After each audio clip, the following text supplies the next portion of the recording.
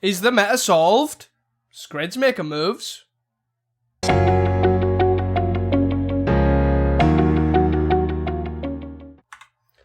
Hi guys, welcome back to Casting Commons, the show where we talk and discuss all things Pauper. I am your host Teasdale, and this is my co-host, of course, the safe passage himself, Reese. Hello. Before we start, do not forget to support us by rating us 5 stars on Spotify, following us on Twitter at CastingCommons1 for the most recent Pauper deck lists, and of course, subscribing to us on YouTube. How are you doing? You alright? Yeah, all good. Yeah, going well. Got some Pauper in on the weekend, which is always nice. Some paper Pauper. I do need to play some more Magic Online though. I've got loads of events coming up, and I haven't tested for any of them. And I probably won't really test for any of them. I'll just pick a deck and roll with it. Yeah, I had a spare hour before, and I was like, right, I'll open up Magic Online. I actually opened up Magic Online and started to build a deck, and then got absolutely bombarded in my head with I can't even be bothered thinking about other cards that would be good in this, and then closed it and just opened up Battlegrounds. I just couldn't. I just don't have the mental energy to be thinking of something cool. It's not good. You need some Teenage Mutant Ninja Turtles to inspire you. I need something. I need something. But, hey, we need the Teasdale MTG consistent videos to return. Oh, no. I need something. I don't know what I need. Kick up the rear or something. I don't know what I need. Serious case of the fatigue for the Pauper life, but I'll get over that. Well, maybe our Pauper thought of the week can inspire you. Okay. Story time. A bit of a funny one. Basically from me playing at F&M. Obviously, once you've got a local F&M going, you can sort of predict what people are going to play. And I just thought, I basically pinned everyone on what they were going to be on, and I was like, right, this is an awful meta for Terra. So what I'm going to do is play Terra and see how bad some of these bad matchups are, and if the sideboard tools are enough to mitigate them, or if it is literally just a no hopes matchup. So yeah, I ended up running Terra.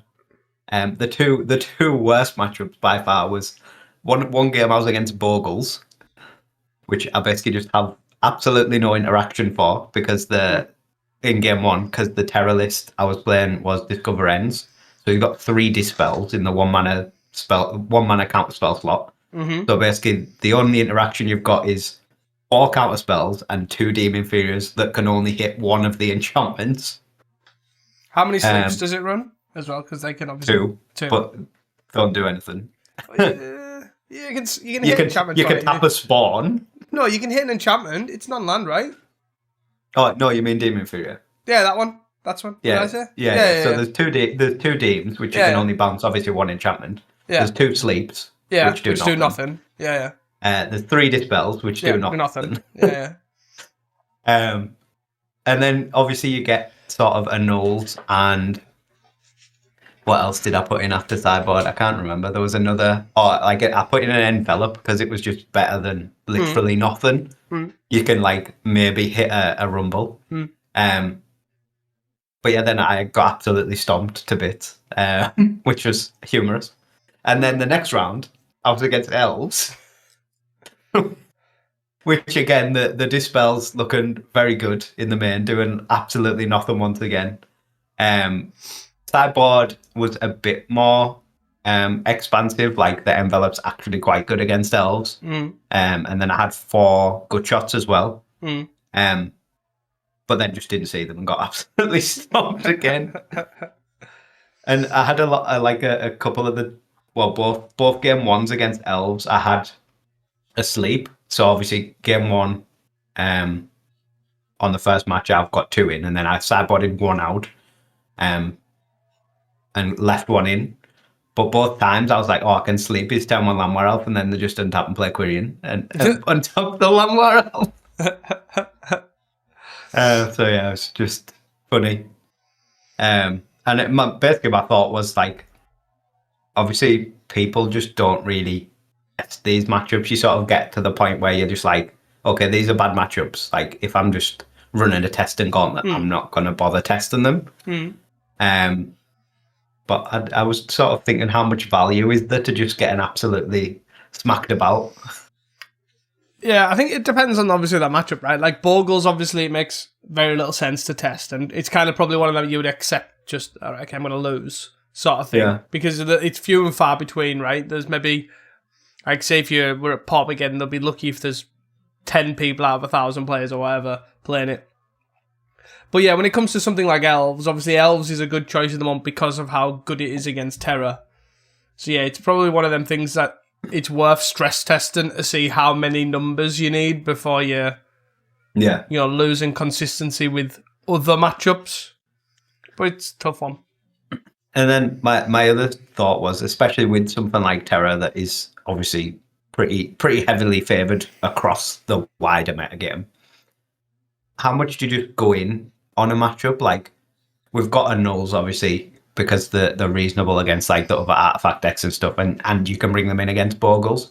But do you just like, I'm fine in those artifact matchups anyway, do you just cut the annuls and put like 4 piracy charms in and just put 8 removal spells in against elves or something like that? Like, I don't like, obviously Bogles is a lot more fringe now than elves. I would say elves is like, if you're going into a biggish event like 6-7 rounds, like you're probably going to play elves once, if not more than once, especially in the UK.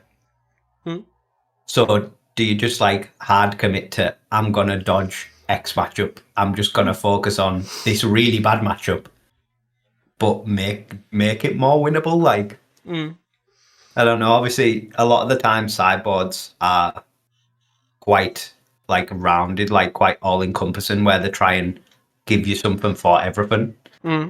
Like, at what point do we just abandon some matchups in favour of making others winnable? I think, to be fair, it looks at the deck, right? Like, Terry in particular is a deck that could probably win not bad matchups, but worse matchups. Do you know what I mean? Because obviously it's got such a strong start and a strong... It's the clock. It definitely can. Like, I've won the elf matchup like before multiple times, because you can, like you say, you can just rapid turn 2 a Terror, turn 3 a Terror or something like that. And if they haven't got a good or good enough start, and like if you have a single good shot, for example, and a fast start, you can get over them. But like if you stall, or if they just have like the nuts, you're just going to get flattened. But do you get flattened then if you have 4 good shots and 4 piracy charms? But yeah, that's the thing though, right? It's very deck dependent. Like Terror, obviously in particular, is that deck that can probably, it should, if it's going to look at doing something like that, Terror's probably the deck that you should look at doing that. But then it's like, it's an interesting one for, like people say like the best thing to do in paper is like obviously test specific cards and specific matchups. And that's obviously where the best testing comes in, like a dedicated testing thing. And that's probably where you would actually have to run those numbers, right? Like you would have to play like Affinity, 50 games, no annul, no hate for Affinity, see how you do. How good is this matchup actually? And then it's like, okay, then you go back and then you look at Elves and you test it with the 4 good shots, 4 piracy charms, and it's like, how much better is this matchup? And then you just got to look at them and say, well, actually, yeah, you probably do want 8 piracy charm effects, and it's probably worthwhile. But because it's definitely one of those, right? And I do think I would personally have more weight in Elves hate if it brings the number up, than like stuff like Affinity hate, if you know what I mean. Yeah, definitely. So, but yeah, I thought it was a funny anecdote. Like, I feel like most people don't go to an event and be like, I'm going to play a deck that's going to be bad into most of these decks. But it was quite a interesting like thought experiment and a thing to do. What it also made me realise is how bad the spell feels. Like, obviously Discovery has ridiculous results with it, but I've just never, like, since the Deadly Dispute ban, I've just never been a fan of Dispel in this deck. Like, it always feels too narrow. Unless you're basically against a Black X deck and you're protecting your Terra, then it's the best card. If you're against anything else, it just feels bad. Yeah, that's probably where it is, right? It's probably like, excuse me, it's probably like leftover from a previous metagame, but then it's still also okay in the mirror, which is kind of where it's like, you know, maybe left to look good, if that makes sense. But it probably isn't that good overall. I'll be putting my Force Bites back in. Yeah. I would. Or maybe even Spell Pierce. I feel like Spell Pierce is like very underrepresented right now when you look at the metagame, and it looks like a pretty reasonable card in basically every game. I could say that. It's just obviously it's awkward. Well, I guess Force Spike's the same, right? But they're just obviously the number falls off pretty hard. But it obviously works really well in the early game. But yeah. What you should be playing is the blue-black version with Snackers in and Abandoned. Well, That's yeah, maybe that's what I should have done. That's what you should have done. But get Snuff out, it probably makes the Elves matchup a lot better. That too. Although the Boggles matchup is still just probably awful. Although you maybe have Edicts, I suppose, at that point. You could run Edicts, I guess. Well, hey-ho. Anything else? No, that was my anecdote of the week. Pretty cool one. More anecdotes than I have, that's for sure, nowadays. Moving on to some tournament news. We have the Recollect Pauper winner box. That is on the Saturday, the 21st of February. £15 entry, 11 a.m. start. I believe you and obviously a couple of the guys from up here are going. That's next weekend, right? This weekend? This weekend. Coming, yeah. So yeah, check out the link in the description. Buy tickets and all that sort of good stuff. Also, we have Pauperfest announced again. That is on the 6th of March. The ticket sales are live now today. You can check them out. They've obviously done them previously. Last time I think was like their biggest event yet. So yeah, check out the link in the description. Pretty good going. Usually have custom altars and all sorts of different stuff going on. So check them out. And then finally, the Scrap King Cup, which we've obviously spoken about before, on the 4th of April at Tabletop Dominion in Accrington. Another semi-local, which is actually around about 2 hours away for us, 2 and a bit, right? Yeah, it's not too bad. Which isn't too bad for us. Their first ever event as well, I believe. They've got some, like, winner gets a Savannah. They've got some Pauper staples, right, as part of the prize pools. So yeah, check them out. Links in the description if you're interested in going. And that is all we have. So we have the 4 challenges. Thursday, Friday, Saturday, and Sunday. I'm surprised all fired with semi-okay numbers as well. But yeah. The first one being the Thursday the 12th challenge, 44 players, sort of settling into where it is now on a Thursday. First place was Dredge, second place was Mono Red Madness, third place was Grixis Affinity, fourth place was Blue Red Fae, fifth place was Elves, sixth place was Mono Blue Terror, seventh place was Jund Wildfire, and eighth place was Mono Blue Terror. And then the 2 near misses, ninth was Jund Wildfire, and 10th was Mono Red Sly. Yeah, I mean, I guess this is probably going to be a theme for these challenges, but a lot of the heavy hitters are basically make up most of the challenge, or most of the top 10. But Blue Red Fae is obviously a standout that we don't see that often. And sort of from the intro, as a bit of a spoiler for what's coming, Scred is sort of picking up a bit of steam in these top 8s, which is interesting. The Blue Red Fae list in of itself is a fairly straightforward one. It does have 2 relics in the main, which I found interesting.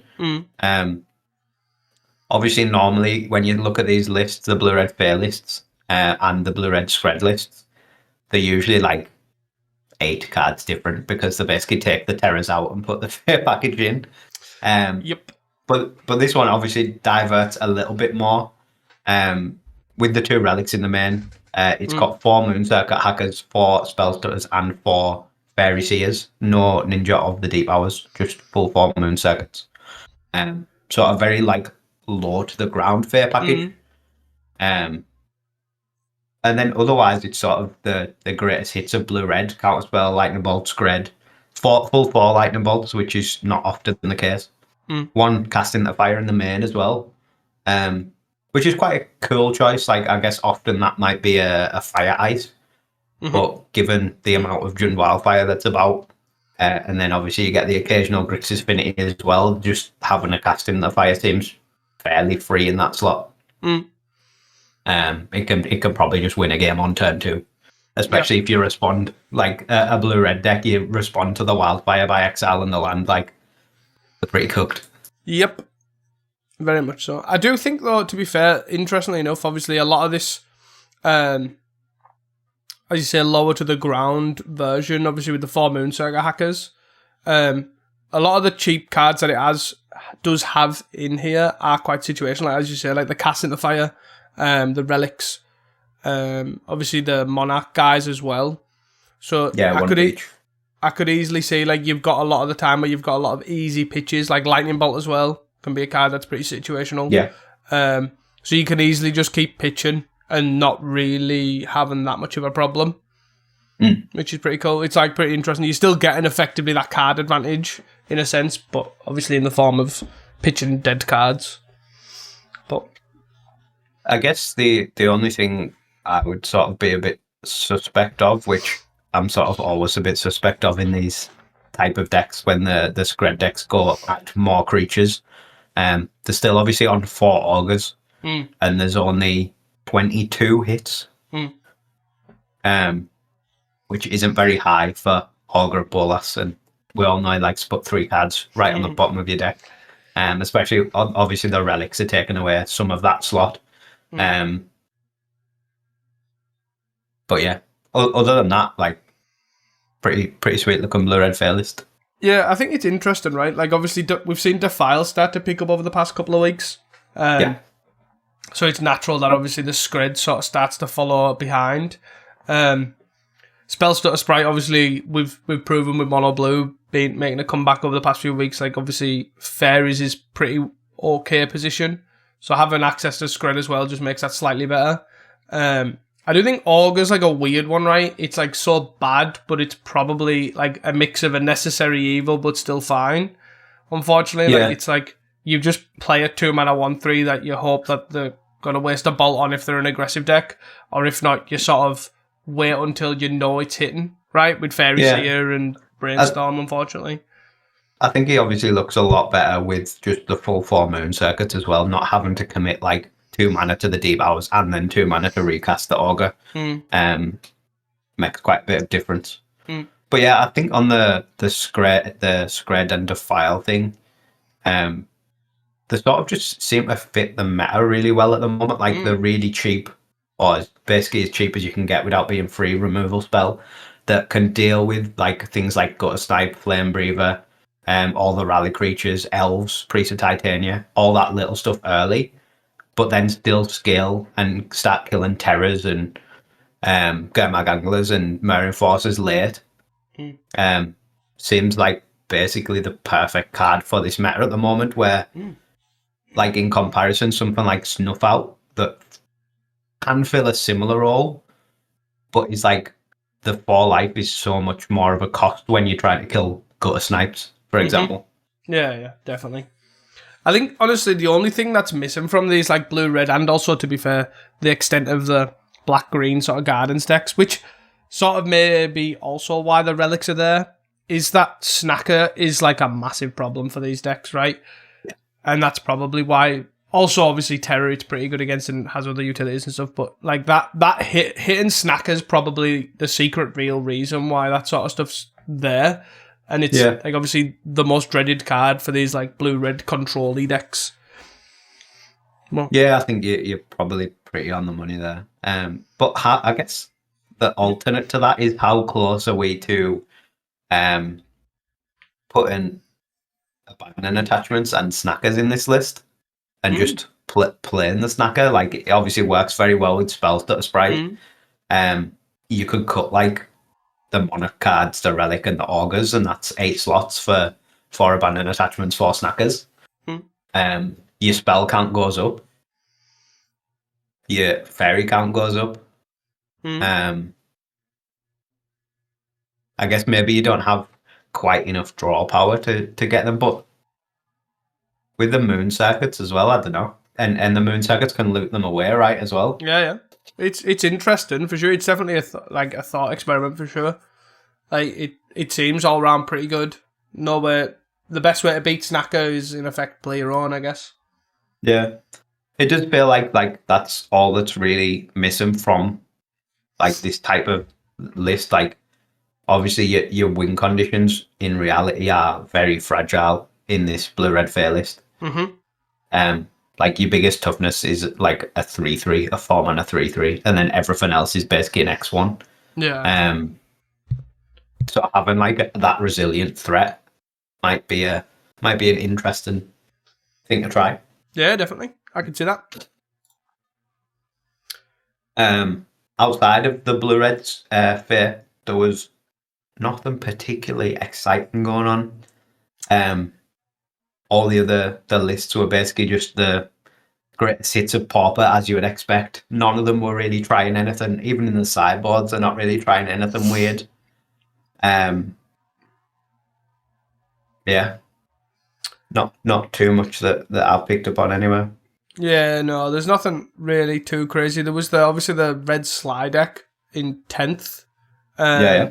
Again, nothing too crazy about it, to be fair. It's just always nice to highlight it. They didn't run the other axe, the Mirren Bane something or whatever it was called. The Inventor's axe that attaches. They decided to not have that. Didn't go up on Goldhounds, but it didn't have anything too crazy. I just really like the fact that this deck still exists and it's like a version of red number 3 and it's still doing well.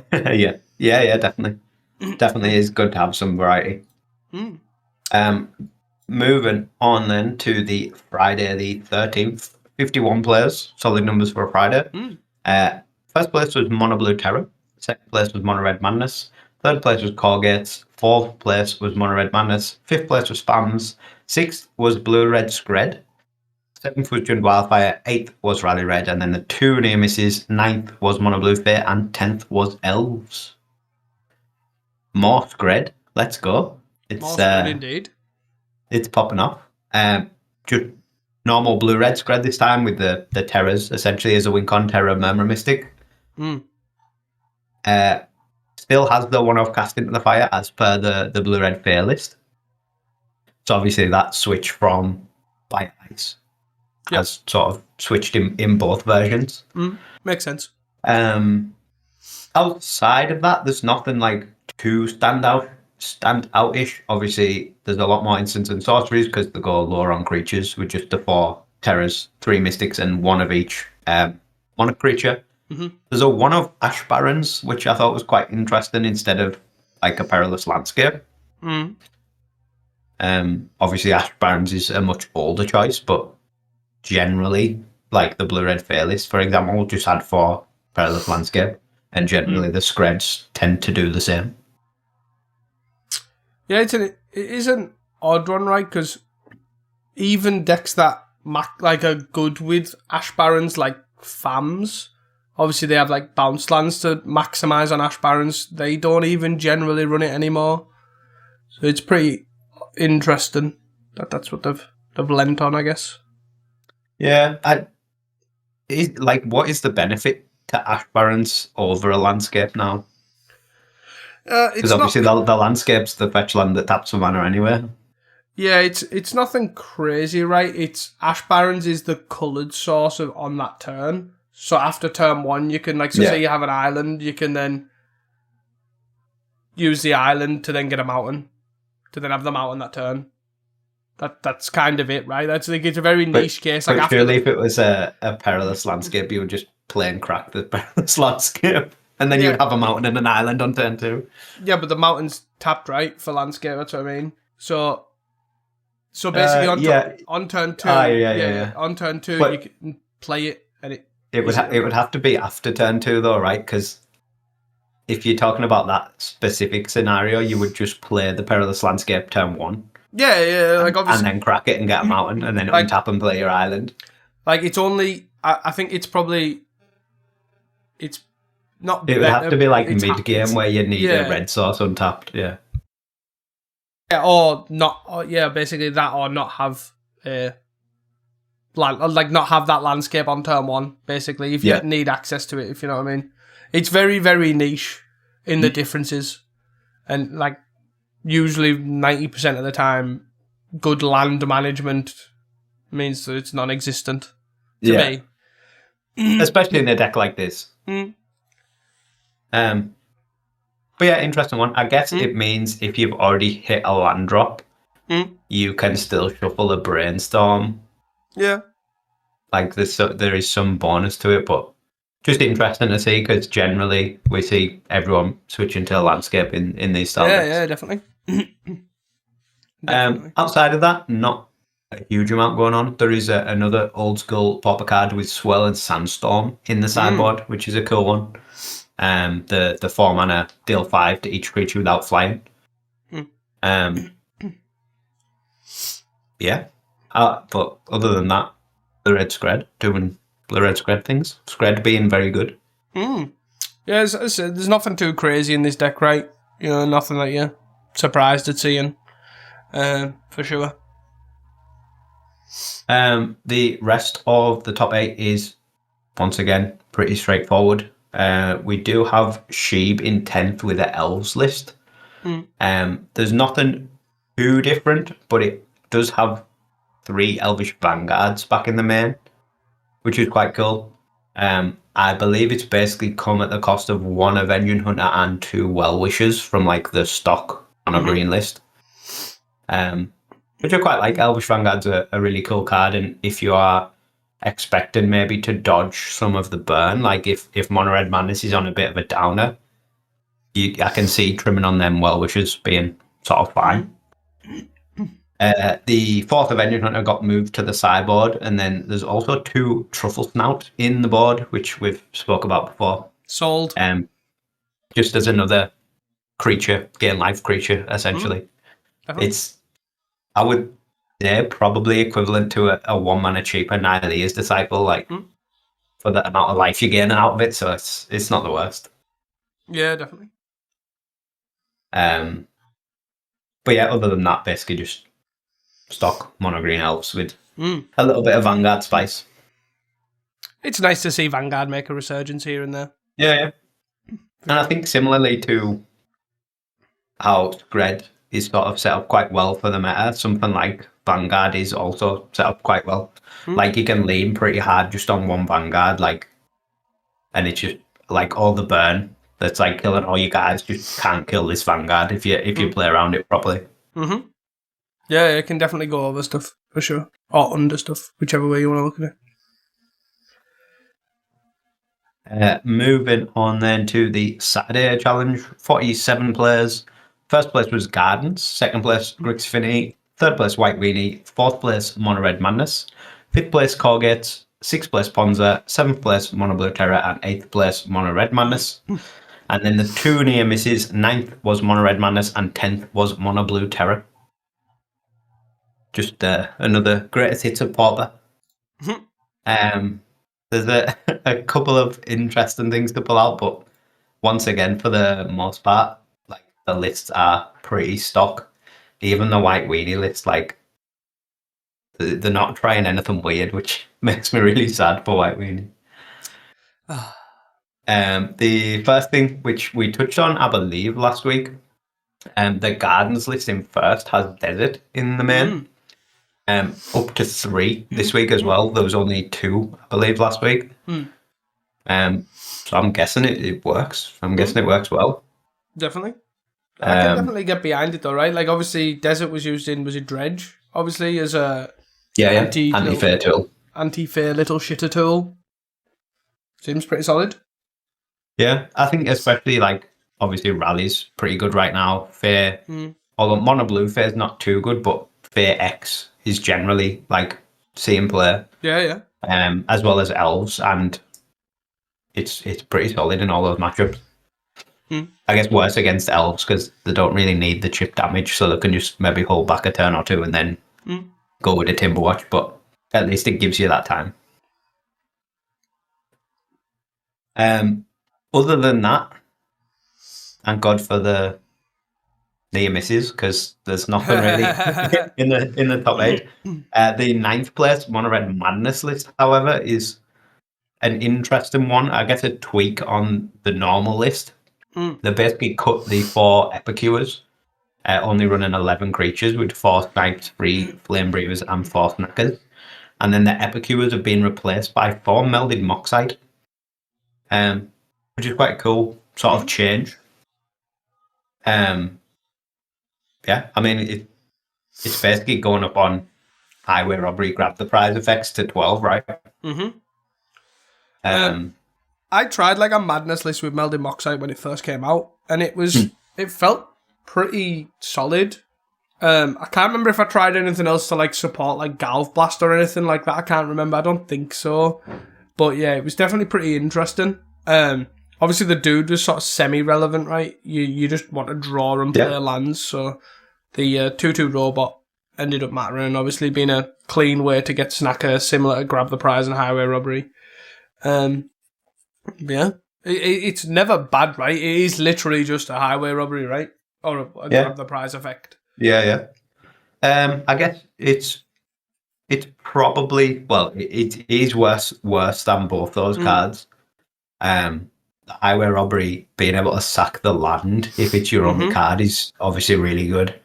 And the Grab the Prize giving that immediate damage, but the fact, like you say, the 2/2 that it makes can sort of make it equivalent to a Grab the Prize, as in it does the draw effect and then later you get a couple chip damage off it. Yeah, I like the idea. I like trying it. It seems reasonable.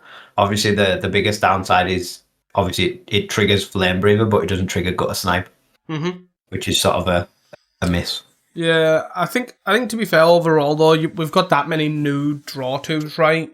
That I feel like I probably, like, without amending the deck itself to fix like the artifacts or whatever, I probably wouldn't run it. Like as you say, like it triggers off Gutter Snipe, but you're running triggers off Flame Breather, but not Gutter Snipe, but you're running 4 Gutter Snipes and only 3 Flame Breathers.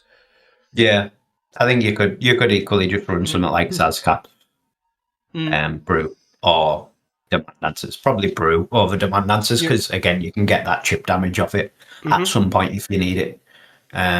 Yeah, you've got a lot of different options now, to be fair. Like, no one's even tried the Spider-Man one, right, either. Like, there's ample that I think, without changing the deck, I probably would run those over. Like, Sazcap Brews, obviously, would be my go-to thought. But, yeah. Yeah, obviously made slightly worse by the cut here being Epicures being cut. Yep. So something like, if you just swapped it for Sazcap's Brew, it probably wouldn't be as good as it could be, like to its full extent, as if you still had the Epicures in and cut something like a Luton or something instead. So, but yeah, it's cool to see Madness trying different things, because it has been very stock for a long time. Yeah, definitely. Was there anything else you wanted to mention from this challenge? I did want to talk about I think it was a white weenie. Nothing too crazy, again. Obviously, nice to see it sort of make a comeback. Just a couple of points. It's running a Palace Sentinels in the main, which they have done in the past, obviously. But I'm assuming it's due to the resurgence of all these control piles, like Gardens is making a comeback, Fairies and Blue Red X and all that sort of stuff. Yeah, I think in general there's just a lot more creatures again than there used to be. Like, obviously both versions of Blue Red, we spoke about are running mono creatures, and then stuff like Gardens running the this one isn't, but previously they run the Thorn of the Black Rose and stuff as well, don't they? But yeah, that was one thing. And then it's running is Bugler's not very common now, right? Not as of late. It just depends where you go. If you don't go Chocobo, if you keep to Guardian's Pledge, you can still run Bugler. But if they put Chocobo in, they tend to cut the Bugler from what I've seen. Yeah, because it seems very. I want to say like it's just like an old white weenie list. Yeah, like a traditional white weenie list. It's someone hasn't updated the list in like 6 to 8 months. Yeah. But yeah, it's pretty cool. Like, still running cool sideboard cards, which again we've seen before in the past. Like, obviously, Great Sword and Mar of Sands and all that sort of good stuff. Yeah, just got to see. Nothing too mental. Moving on then to the Sunday, the final challenge. 55 players, so a bit low for the Sunday. First place, Mono Blue Terror. Second place, Corgates. Third place, Rally Red. Fourth place, Walls Combo. Nice to see. Fifth place, June Wildfire. Sixth place, Rally Red. Seventh place, Dredge. And eighth place, Boros Moxite. And then the two near misses, another copy of Blue Red Fair in ninth. Scred really popping off. And 10th, Naya Gates. Probably the spiciest challenge of the bunch. Which you never thought you'd hear from a Sunday. Usually the Sundays are the boring ones. It's usually the grindiest. I guess the shout out generally to Colgate's having a pretty solid weekend. Basically being in all top 8s bar the Thursday. Which is quite cool. Obviously it's Colgate's, so it never tries anything interesting on you. Well, hey, there's a celestial flare in this one sideboard. That's semi-interesting. It's semi-old. But yeah, it is cool to see, obviously, Colgate still alive and kicking. I think just we've said it before, like, it doesn't get the play that a deck with this conversion rate really deserves. Definitely. But obviously it's a very boring deck to play, so that sort of makes sense. Yeah. It's a weird one, right? Because, like, other decks are really boring to play, but you sort of get some sort of satisfaction. Like, if you're a, whatever sort of player you are, you sort of get some sort of satisfaction in those boring decks. But I feel like Colgate is right in the middle, that even if you don't normally play these boring decks, it does not give you that satisfaction hole, because even the play patterns are just incredibly boring. It's like playing old blue-white Sphinx's Revelation standard. You know what I mean? You just don't get that satisfaction of doing anything. Just do stuff. And it's like, it's fine. You know what I mean? It's like attacking with a Baneslayer for the whole tournament. That's all you're doing. Yeah, 4 times. Yeah. It's like, that's it. Okay. Another sort of, like, general, like, standout representation-wise is Mono Red, like, as a whole, had a pretty good showing this weekend as well. Out of the 40 places that we've talked about, there was 10 Mono Red decks, so basically a quarter of all the top 10s was a Mono Red deck. With all 3 different decks being represented as well, with Rally, Madness Burn, and Sly. Obviously, traditional Burn isn't there, but that's sort of very fringe nowadays. Yep. Oh, well. That's it. Maybe you should ban something. Maybe ban Mountain. That's the rule. But yeah, sort of an interesting side note. Deck-wise in this one, Walls Combo, making a comeback. Like, not non-spy, actual, just combo Walls. That is very surprising, to be fair, right? It's pretty semi-interesting list, right, as well. It's got some interesting cards as far as Walls Combo goes. But, yeah, it's interesting to see. For sure. Yeah, I never really know what's stock and what's not in, like, a Walls Combo list. Overgrown battlements and freed from the real is stock, that's it. Yeah. Two Sunscape Familiar sort of stands out as something you don't see all the time.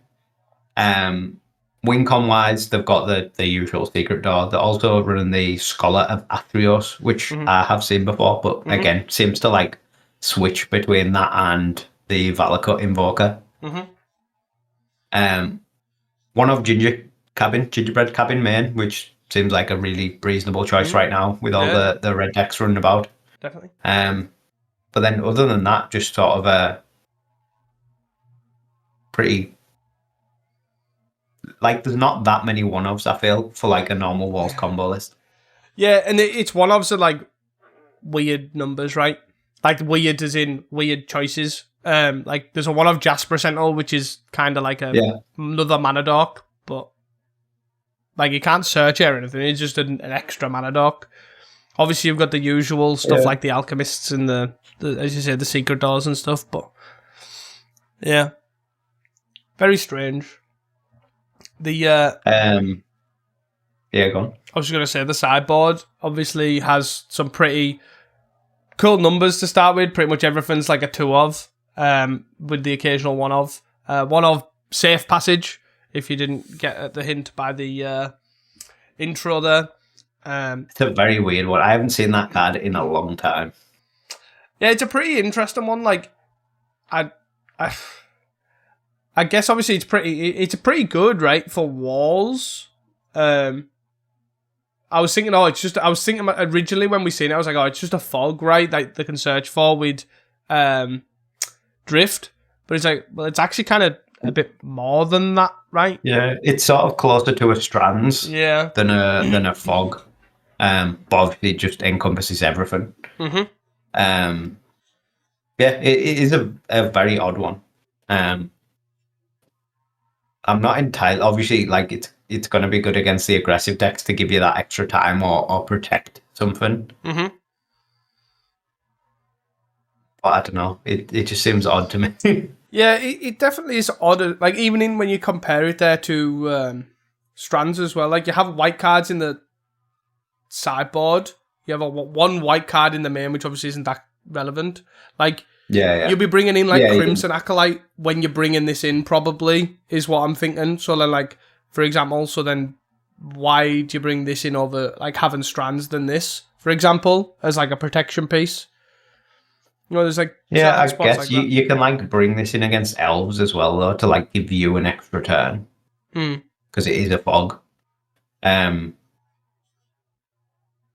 or like something like Mono Black Sack as well. Like you can bring this in to just give you an extra turn if you are slower than that deck. But yeah, it is a strange one. Like you have some white cards that you could flashback as strands. You've obviously got the Scholar. There's the 2 Sunscape Familiars in the main. And then there's the Honor Guard and 2 Acolytes, or 2 of each Acolyte, 2 of the white, the red one and 2 of the black one in the side.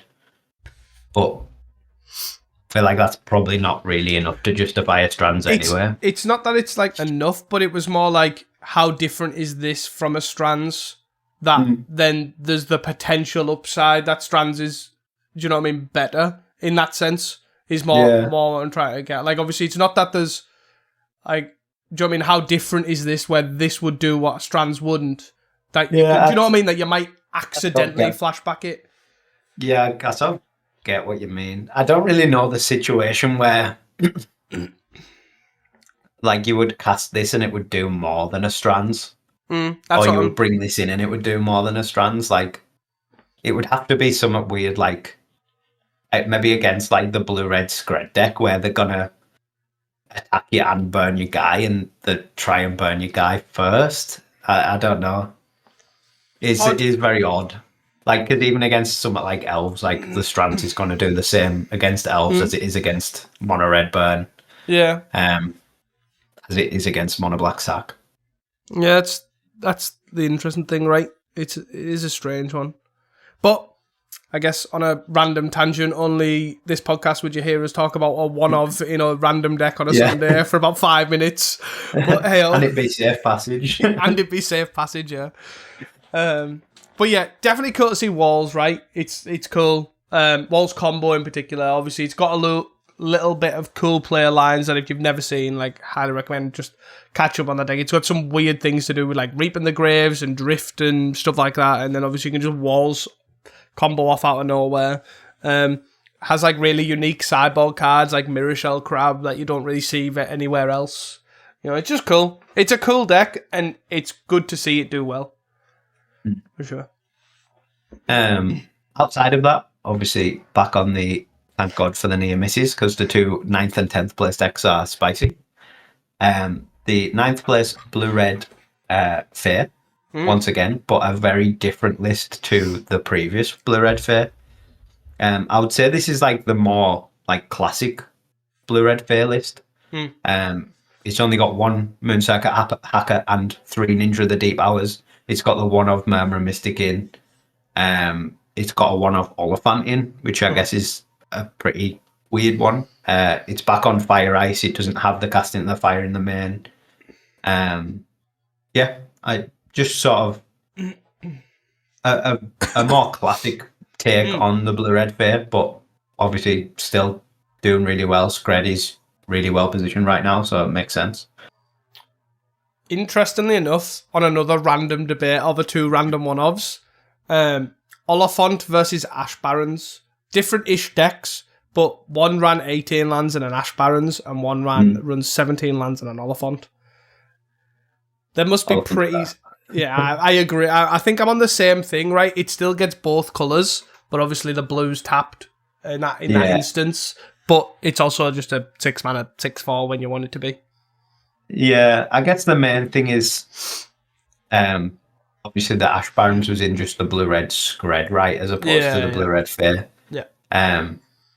Which this deck wants to just attack more. Mm-hmm. So having an Oliphant that you might be able to cast and might give you Ninja trample and +2 so is more relevant. I guess than an Ash Barons. But it's interesting to see how like the two completely different takes on essentially the same deck for the blue-red fair lists. Yeah, this is as we were saying more classic, right? They obviously even get the Fire and Ices and everything. It does have a Demon Fear in the main though, and one in the side, which is sort of a bit of a tweak I haven't seen before. And then a 1/1 split of Ponder and Preordain. You gotta love it. I found quite amusing. You gotta love it. And only 3 Brainstorm. Some very odd numbers going on in this one. Yeah, it's definitely like 3 Brainstorms or like 2 to 3 Brainstorms was like a pre-Lorien revealed thing, right? It was like, oh, well, we can't really get rid of the top of our deck, and now you've got like 17 million ways to clear the top of your deck. Just play 4 Brainstorms. Yeah, I guess interestingly, because it doesn't have the full 4 Brainstorms, it is also down on the fetch lands. It's only got the 1 Seething Landscape. And then obviously the 1 Oliphant, which is sort of a fetch land. It's like the 5th Lorien revealed, isn't it? But yeah, it's not short on ways to either clear the top or shuffle. So to me, 4 Brainstorms would just make sense, given you've got Augurs, you've got Fairy Seers, you've got Oliphant, you've got Seething Landscape, you've got Lorien Revealed, you've got Ponders and Preordains. Like, yeah, you're not short on shuffle effects. Yeah, so after you've played this deck for an entire challenge, you've decided which one's better between Ponder and Preordain for your random 1/1 split. Cut one and then put 4 Brainstorms in. Yeah. Well, yeah. But going back to it, though, it's definitely interesting for the Deem, right? It's pretty an interesting card choice to have a 2 of. Just a general catch-all as well. Like, pretty good. Yeah, I guess, again, sort of stemming from my Pauper thought, I guess, like, it's probably not as bad as blue-red Scred is, but Bogles seems like not a very good matchup. I guess the Spellstutter Sprite changes it probably more, but from experience, the blue-red Scred versus Bogles is like ridiculously favoured to Bogles. Yep. So now having a blue card that can answer some of the enchantment stuff is not irrelevant, and you can set it up quite well, but it again makes the 3 Brainstorms look odd, because Brainstorming and Demon Fear is like the goated combo. Yeah. But I think, you can swing that Bogles matchup in quite a good favour, They've got 3 Parablasts in the sideboard to hit that slippery Bogle. Yeah, you got to do what you got to do. But yeah, it's definitely cool to see. Good weekend for Scred in general. Yeah, very. And then the only other deck really is this 10th place Naya Gates. It's not so much interesting, I guess, as it just is. No, I guess I'll phrase that wrong. It's not interesting card wise, but it's interesting to see it back. Because for the most part, it's just like a classic Naya Gates list. But now with Riven Chrysalis. Yeah, it's just doing its own thing in it, looking just like a pile, as always. I guess I don't understand the pull towards this over blue white. Is my only problem I'm struggling with, right? No, I don't. Gate Creeper Vine? Is it that good? I guess yeah, maybe. But then I don't know. It just seems odd, right? Like your removal spells are probably worse as well, right? They're running 4 bolts here, which, to be fair, probably for the most part in the current metagame, it's like fine against like elves and madness, but generally like Journey's probably just better anyways, right? In that sort of vein, which is just choosing not to run, right? They're just Yeah, it is an interesting one. Like, I haven't played this deck, but just looking at it, I imagine your mana base goes a lot easier. Basically because of Gate Creeper Vine. But is that enough of a reason to run green? Because like the other green cards, like I guess Riven Chrysalis is a bomb, but you're playing Basilisk Gate, so do you need a bomb? And then like Rumble is just something or nothing. And same for Armadillo Cloak. Armadillo Cloak's just like another bomb, but you're playing Basilisk Gate, so like your land is the bomb and you can fetch your land, but like yeah, I don't know. I would maybe understand this a bit more, right? If it was Bant Gates, right? And it is literally just blue-white with Gate Creeper Vine. Because you've basically got this bomb, which is, as you said, is your land. But you've now got 8 ways of getting this land. Yeah. Plus your natural draw, all that sort of stuff, you know. But then, like, this is just, you're putting bombs on a deck that the big thing is you don't struggle with bombs. It's also got 8 lifelink creatures, and then it's when, do you know what I need? I need 2 Armadillo Cloaks. Yeah, for more. For more life gain. But yeah. It's definitely just to put on the Chrysalis as well, like. Yeah. Well, I guess technically it's Armadillo Cloak because you can put it on the 2 Guardians of the Guild Pact, right? You know, but that's like, it's not a reason, yeah. But it's definitely, look at me, I'm gonna give my Writhing Chrysalis, this giant guy, lifelink.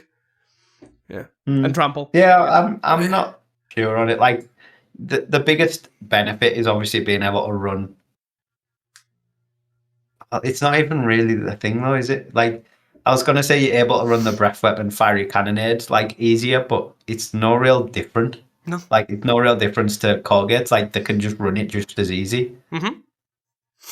So the main pull is you play 4 bolts in the main.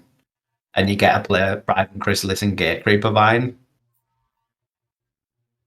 And the strange thing that I'm saying in 2026 is that the biggest pull there is the Gate Creeper Vine.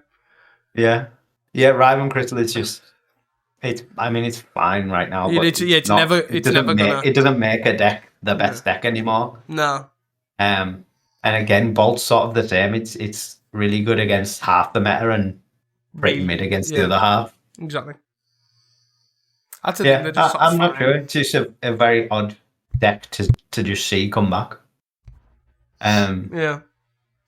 The sideboard's even like quite strange because it has mass vandals in the sideboard. But then like the only way to get a guy in the bin is for your guy to like be killed by something. Well, you're playing like 0-2 defenders and 1-3s. Yeah, you've got what 3 rumbles to activate your 3 vandals is like your I guess best bet. You have to go past the guy and not pick it. Yeah, exactly. Which are all bad choices. Yeah, it just seems very odd. It's like like I could maybe even get like Oof over Vandal there as well. Like the card choices just seem odd, right? I guess to be fair, that's probably actually no better off. No, it's slightly better off, right? Because it's tokens. So you can sack like a Thraben Inspector Clue, you can sack a Sacred Cat token, a Rumble. Like, yeah, just like random choices just make no sense for me. Interesting. Like, what's standard bearer for, by the way? Borgles. Heroic. Yeah, I mean it's pretty good against the fringe matchups. It's really good against elves. Like you said, it's good against Borgles. It's good against heroic. If you're needing to the mirror. Yeah, it's good. Well, it's good against Colgates, right? That's what I was meaning by the mirror, the gate mirror. Yeah, not this mirror. Maybe that's it. Maybe this deck is for the mirror. Like Chrysalis seems really good in the mirror, to be fair. Maybe. Lightning Bolt seems really good against Colgates. Gatecreeper Vine, so you can get your Basilisk Gates and they have to not really draw them. But then we just said before that basically no one's playing Colgate. It does really well, but no one plays it. So do you want to be playing a deck that's good in the Colgate mirror? I guess, to be fair, you probably get like the stuff that Colgate's semi-okay against, right? Like the stuff that like Sacred Cat Basilisk Gate's good against, you still get, right? You get those. So it's like not awful. Like we are shit-talking this deck a little bit, but it's more in the fact that this deck is probably just worse than Colgate's. Maybe it's what you've been saying. Like Colgate's is dead boring. But this is, you're basically playing Colgate's, but it's not as boring. That's what it is. That's exactly what it is. Because other boring decks, right? Jund Wildfire, you get to attack people with a shitty, big Chrysalis, right? And people get excited. All the red-green ramp players and the big ramp players get dead excited because they've got a big bomb. You play this, and you've basically got a big bomb. That's it. That's what it is. And then you get to play Lightning Bolt, so all the aggro players get dead excited. So you're not playing a boring deck. That's it. That is exactly what it is. It's a more interesting Colgate. I like it. Yeah. But yeah, it's an interesting deck. It's cool to see it back. Like, I don't actually think it's a bad choice. I just think it's a bit of a strange choice. And there's probably better choices. Yeah. Play green in your Colgate deck. Probably always the case. There's always better choices. So yeah. It's very true. Anything else to add? No, I'm happy to move on. Well, just in time, we have a very, very, very quickish, hopefully, listener's question here. This is from The Nailsmith, and it is, what is your least favourite deck in the metagame right now? Very easy choice.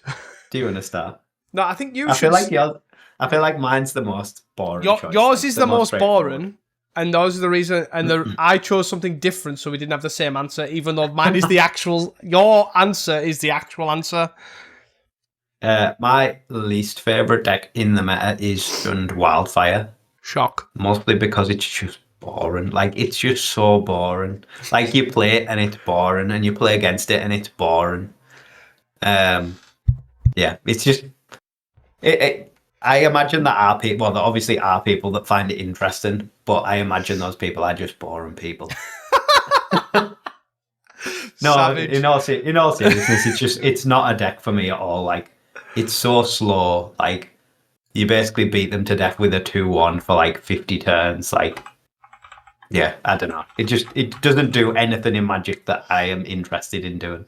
Like, I think the thing for me, right, is we didn't really touch on it, but Walker came 7th or something in the challenge, right? On Thursday.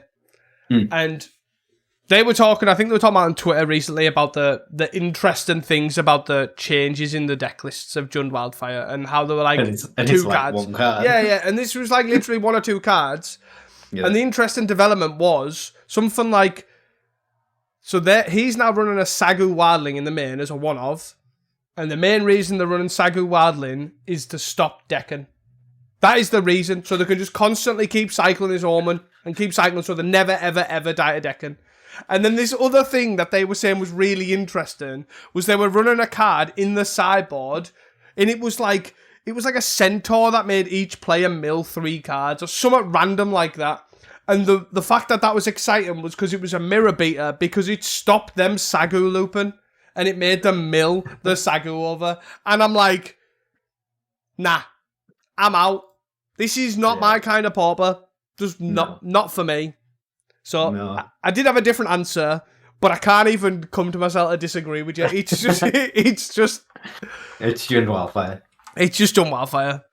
Like, I think it's made worse by the fact that like you could do so much more with Wildfire, and just because this deck is obviously so consistent because it just has tools basically for everything. It's basically a sideboard in deck form. Yeah.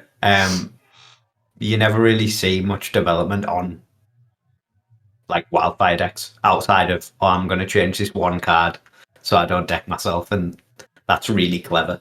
Yes. Like, yeah, that's the thing. It's too consistent and it hinders the wildfire shells, right? Like, where's Jeskai Wildfire at? Why would you play that when you can have access to Writhing Crisses and Refurb?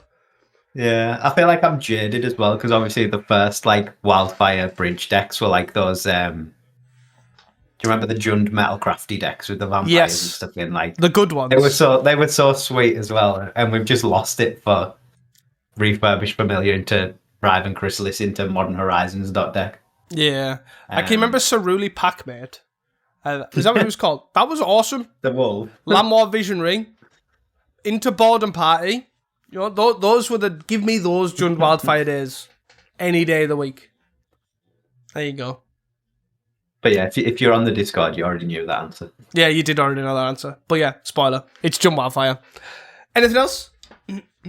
No, that's it from me. That is all from us at Casting Commons. Thank you all for your continued support. Blech. And do not forget to tell your friends, your family, and your local chocolate maker. Until next time, and don't forget to stay hydrated. Peace! Bye.